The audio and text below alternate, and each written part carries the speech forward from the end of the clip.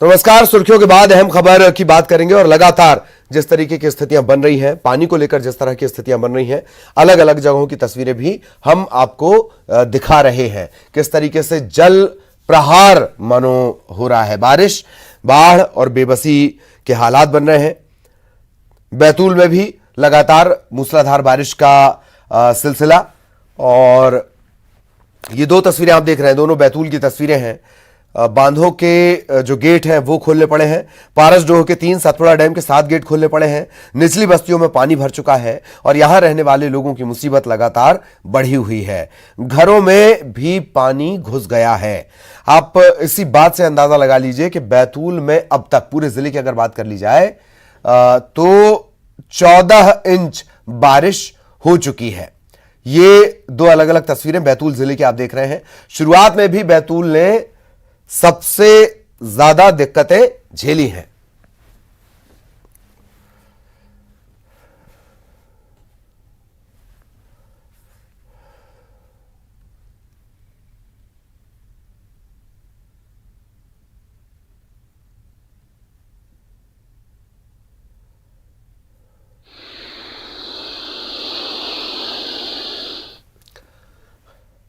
और अब खबर छिंदवाड़ा से आपको बता दें, नवेगांव के पास नदी पार करते वक्त गाड़ी डूब गई। 3 लोगों को बचा लिया गया। ग्रामीणों की मदद से इन तीनों को बचाया गया। और दरअसल बार बार ये हिदायत दी जाती है, बार बार ये समझाइश दी जाती है कि पुल पर पानी होने की दशा में आपको ये पार नहीं करना है, फिर भी लोग नहीं समझते। ये तस्वीर आप देख लीजिए। एक तरफ ये गाड़ी है, डूब रही थी, हालांकि तत्काल वक्त रहते ग्रामीणों ने इसे देखा और लोगों को सुरक्षित निकाल लिया गया। दूसरी तरफ जो गाड़ी थी उसे बाद में मशीन के जरिए इस गाड़ी को भी बाहर निकाला गया। छिंदवाड़ा के नवेगांव का ये मामला है। छिंदवाड़ा उन जगहों में शामिल है जहां भारी बारिश की चेतावनी जारी की गई है। अंदाजा इसी से लगा लीजिए, कल जो सौंसर की तस्वीरें आई हैं, राष्ट्रीय राजमार्ग है ये, छिंदवाड़ा नागपुर राष्ट्रीय राजमार्ग, वो पूरा लबालब भरा हुआ था। तो लगातार बारिश चल रही है। नवेगांव के पास यह हादसा सामने आया। 3 लोग हालांकि सुरक्षित बचा लिए गए और बाद में इस गाड़ी को मशीन की मदद से बाहर निकाला गया।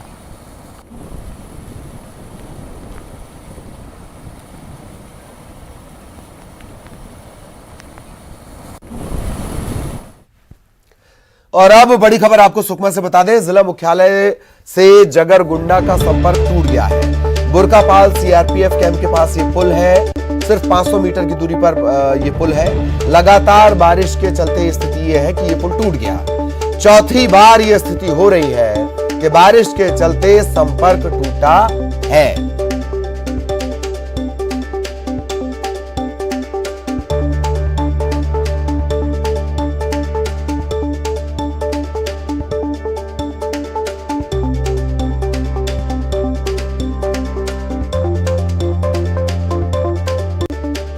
और अब कोंडागांव से बड़ी खबर आपको बता दें, इलाके में लगातार मूसलाधार बारिश हो रही है। लगातार चौथे दिन बारिश के चलते जो तमाम पूरा जो इलाका है वो पानी पानी नजर आता है। खेतों में पानी भर चुका है। नदी नालों का जलस्तर लगातार बढ़ रहा है।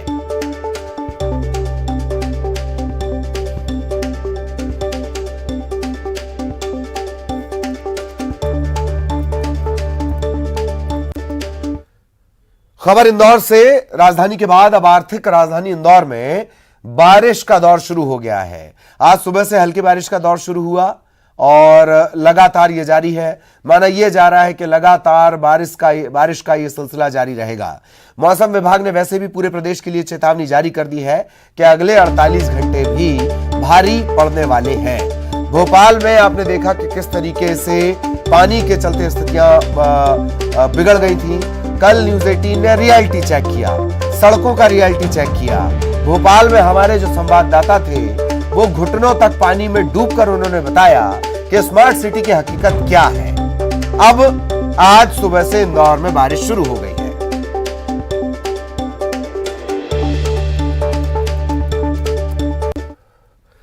खबर भोपाल से।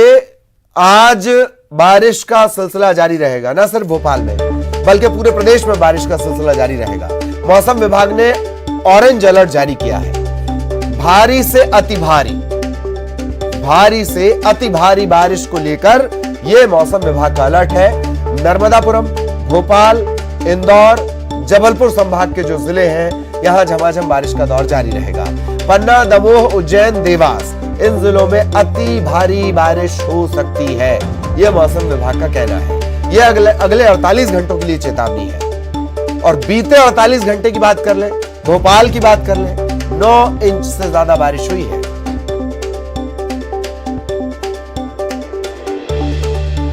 और सहयोगी रंजना इस वक्त हमारे साथ जुड़ी हुई है, सीधे रंजना के पास आपको लिए चलेंगे। रंजना, बारिश का दौर शुरू हो गया है, 48 घंटों के लिए चेतावनी है।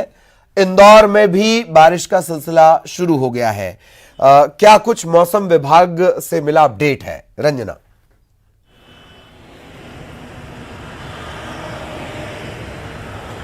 जिले बिल्कुल मौसम विभाग ने अलर्ट जारी किया है और भारी से अति भारी बारिश को लेकर जो ऑरेंज अलर्ट है वो जारी किया गया, जिसमें भोपाल, इंदौर, जबलपुर और नर्मदापुरम संभागों के जो जिले हैं वहां पर ऑरेंज अलर्ट जारी किया गया है। तो वहीं दमोह, पन्ना और जो दूसरे जिले हैं वहां पर भी जो ऑरेंज अलर्ट है वो जारी किया गया है कि आने वाले 48 घंटों तक जो बारिश का सिलसिला है, तेज बारिश का सिलसिला है वो जारी रहेगा और जो बाढ़ जैसे हालात है वो भी बन सकते हैं। और इसीलिए जो सावधानी रखने को लेकर जो एडवाइजरी है वो भी मौसम विभाग की तरफ से जारी की गई है, जिसमें ये भी कहा गया है कि जब आप भारी बारिश हो रही हो उस दौरान आप अगर सड़क से गुजर रहे हैं या फिर घर के बाहर हैं तो मोबाइल फोन का इस्तेमाल कम से कम करें और मोबाइल पर बात ना करें, क्योंकि ये भी एक तरह से घातक हो सकता है। और दूसरी तरफ जो पेड़ के नीचे जो लोग खड़े हो जाते हैं, खास करके बड़े जो और भारी पेड़ होते हैं उनके नीचे खड़े होने से बचें। और दूसरी तरफ भारी बारिश को लेकर जहां पर रेलवे ट्रैक क्षतिग्रस्त होने को लेकर खतरा है, वहां पर तमाम जो मौसम विभाग है उन्होंने 52 जिलों में जो रेलवे है उनको भी अलर्ट जारी किया है कि सावधानी रखी जाए और एक बार तमाम बातों को ध्यान में रखकर चेकिंग जरूर किए जाए ताकि कोई बड़ी दुर्घटना ना हो। क्योंकि बीते सालों में अगर हम देखें ललित तो कई तरह के जो हादसे हैं वो जरूर हुए हैं, क्योंकि भारी बारिश के चलते जो रेलवे ट्रैक है वो भी क्षतिग्रस्त हुए हैं। लेकिन राजधानी भोपाल में आप देखेंगे कि जिस तरीके से बारिश के बाद जो हालात बनते हैं वो वाकई मुश्किल भरे हो जाते हैं और खास करके आम लोगों की परेशानी बहुत ज्यादा बढ़ जाती है। और ऐसे में कई तरह के सवाल भी खड़े होते हैं ललित की भारी बारिश से पहले जो तमाम इंतजाम है वो क्यों नहीं किए जाते हैं। फिलहाल मौसम विभाग का 48 घंटों के लिए अलर्ट जारी किया गया है और बाढ़ जैसे हालात भी बन सकते हैं। इसको लेकर भी जो अब सरकार है वो कह रही है कि उन्होंने पूरी तैयारियां कर ली हैं। जो क्विक रिस्पांस टीमें हैं वो उन्होंने तैयार कर ली हैं, जो कि 52 जिलों में अलर्ट मोड पर रहेंगी। तो वही इमरजेंसी जो नंबर हैं वो भी लोगों की मदद के लिए दिए गए हैं, 1070 1079 ये नंबर है जिस पर लोग कॉल कर सकते हैं। और तमाम जो क्विक ऑपरेशन सेंटर हैं, इमरजेंसी सेंटर हैं, वो भी लगभग तैयार कर लिए गए हैं। अब देखना यही होगा कि अगर ऐसे कोई हालात बनते हैं तो कितनी मुस्तैद यहाँ पर सरकार और कितने मुस्तैद यहाँ पर अधिकारी नजर आते हैं। ललित, बिल्कुल, बहुत बहुत शुक्रिया रंजना आपका इस तमाम जानकारी के लिए। सहयोगी रंजना विस्तार से जानकारी दे रही थी। सावधान रहने की जरूरत सिर्फ उनके लिए नहीं है जो जिम्मेदार है, सावधान रहने की जरूरत आपके लिए भी है। बहुत सावधान रहें, बहुत सतर्क रहें। और सोशल मीडिया के जरिए आप देख रहे हैं, समझाइश भी हम दे रहे हैं कि पुल पर पानी होने की दशा में उसे कतई पार ना करें, कुदरत से मत खेलिए। गुजरात की तस्वीरें आगे हम आपको दिखाएंगे कैसे खिलौना बना देती है कुदरत। इधर गृह मंत्री डॉक्टर नरोत्तम मिश्रा ने मीडिया से बात करते हुए बारिश की स्थिति को लेकर जानकारी साझा की। उन्होंने कहा कि बचाव दल अलर्ट पर रखा गया है, टोल फ्री नंबर जारी किए गए हैं, कोई जनहानि अभी तक दर्ज नहीं हुई है। राज्य स्तरीय बाढ़ नियंत्रण केंद्र स्थापित किया गया है। 16 जिलों में बारिश की स्थिति सामान्य है। कल शाम से अभी तक जो बारिश हमारी 16 जिलों की है वह स्थिति पूरी तरह से सामान्य है, नियंत्रण में है। हमारी जो फोर्स है, चाहे वो पुलिस की हो, चाहे एसडीआरएफ की हो, होमगार्ड के जवानों, सभी को अलर्ट मोड पर रखा हुआ है। उनका इस चुनाव में मतदान नहीं करना कि दोनों आपके पक्ष के थे या परिचित थे, तो क्या आप इस हुनर को जो आपने इसमें अपनाया है नाराजगी के कारण से, इस परंपरा को आप लोकसभा और विधानसभा में भी जारी रखेंगे कमलनाथ जी के? कमलनाथ जी की उम्र रेस की नहीं है, रेस्ट की है, पर उनकी जिंदा दिली को सलाम है। अगर यही रेस वो विकास की लगा लेते तो शायद पार्टी नहीं टूटती उनकी। जो उनकी पार्टी के लोग ही छोड़ के चले गए, वो शायद नहीं जाते, लेकिन वास्तव में काम करने में और मुंह चलाने में अंतर होता है। देखिए, श्रद्धेय द्रौपदी मुर्मू जी जनजाति वर्ग से आती हैं, और मैं तो सभी विधायकों के, जो हमारे विधायक हैं विधानसभा में, उनसे आग्रह करूंगा कि अंतरात्मा की आवाज पर मतदान करें। महामहिम राष्ट्रपति जैसे पद पर पहली बार जनजाति वर्ग की हमारी बहन जा रही है, तो इसके लिए सबको अपनी अंतरात्मा पे आवाज पर मतदान होना। 0 से 6 साल के बच्चों को कुपोषण और एनीमिया और 15 से 49 साल की महिलाओं को एनीमिया से मुक्त करने के लिए भूपेश सरकार ने पूरे प्रदेश में सुपोषण अभियान की शुरुआत 2 अक्टूबर 2019 से की, और अब प्रदेश में मुख्यमंत्री सुपोषण योजना के नाम से इसे संचालित किया जा रहा है।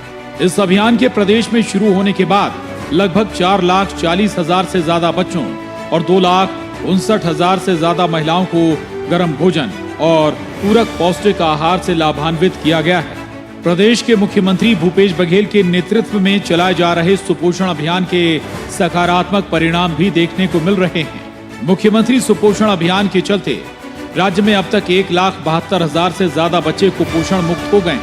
इस तरह कुपोषित बच्चों की संख्या में कुल 39% की कमी आई है। वहीं राज्य में 85,000 महिलाएं एनीमिया से मुक्त हो चुकी हैं।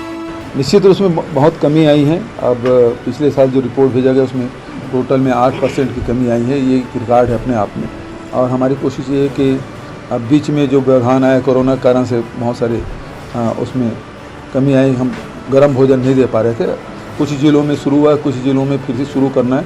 इसे शुरुआत हम लोग फिर से करेंगे ताकि गर्म भोजन बच्चों को मिलेगा, एनीमिक महिलाओं को मिलेगा, तो निश्चित रूप से कुपोषण और एनीमिया दोनों दूर होंगे। राष्ट्रीय परिवार स्वास्थ्य सर्वेक्षण 5 के मुताबिक राज्य में कुपोषण का प्रतिशत 31.3 है, जो कुपोषण के राष्ट्रीय औसत से 32.1% से भी कम है। प्रदेश के मुख्यमंत्री भूपेश बघेल ने ये ठान लिया है कि कुपोषण दूर करने के लिए सतत काम करना है। कुपोषण और एनीमिया से मुक्त छत्तीसगढ़ बनाना है। और इसी के साथ इस बुलेटिन में इतना ही। खबरें जारी रहेंगी।